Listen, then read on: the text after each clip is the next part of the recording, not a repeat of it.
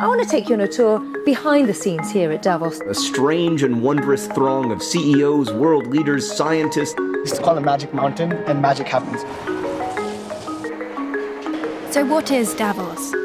For most of the year, Davos-Klosters is a quiet Alpine village, perched roughly 1,560 meters above sea level, making it the highest city in all of Europe.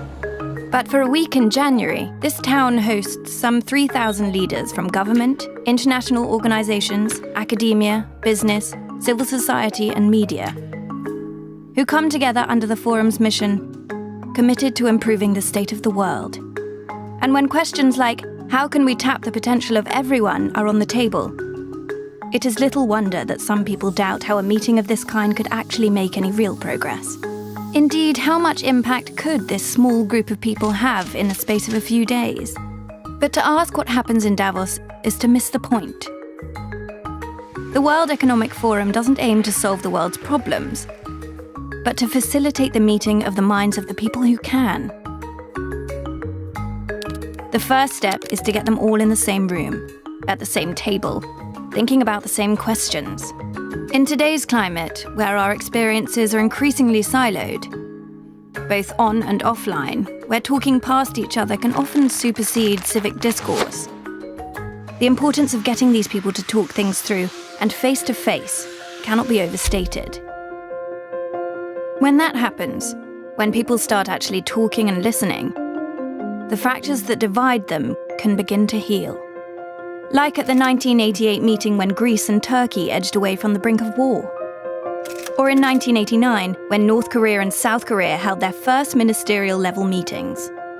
Or 3 years later, when South African President de Klerk met Nelson Mandela. Alongside these historical moments, we've seen the birth of many longer-term projects that continue to have an impact on a day-to-day basis. Davos served as the first platform for the Global Alliance of Vaccines and Immunization. Since its launch at Davos 18 years ago, Gavi has helped prevent more than 9 million deaths by improving the world's access to life-saving vaccines.